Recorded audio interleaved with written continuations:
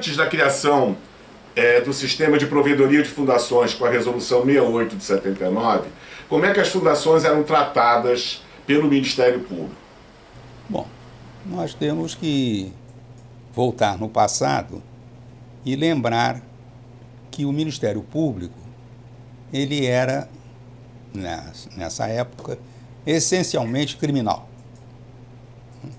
Quer dizer, a figura do promotor era a figura chave. E tanto assim que o júri era considerado a vitrine do Ministério Público.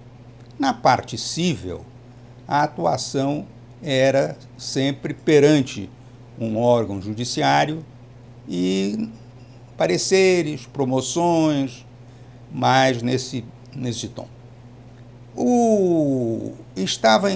Antes da curadoria, antes da provedoria, a matéria fundacional estava entregue aos curadores de resíduos, já que eles tratavam de testamento, e muitas fundações eram criadas por testamento, e resíduos no sentido daquilo que sobrou do patrimônio do falecido.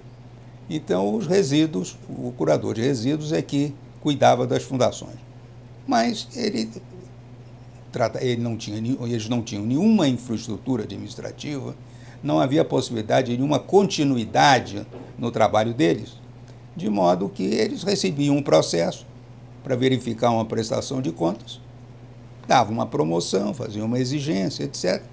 E depois esse processo podia cair em outras mãos, e aí outras exigências, ou então mesmo a própria concordância, a própria aceitação das contas. Mais uma vez, o Clóvis Paulo da Rocha, isso, por exemplo, estava na Lei 3434, que era o Código do Ministério Público, que vinha do Distrito Federal, passou para o Estado da Guanabara, e era o que estava em vigor quando eu entrei no Ministério Público. O Clóvis, percebendo essa situação, e antes de poder criar, por lei, junto ao nosso Chagas Freitas, a curadoria, ele avocou a si o tratamento e o trabalho do Ministério Público em relação às fundações. O Roberval Clementino do Monte era seu assistente e o ajudava nessa parte. Era essa a situação.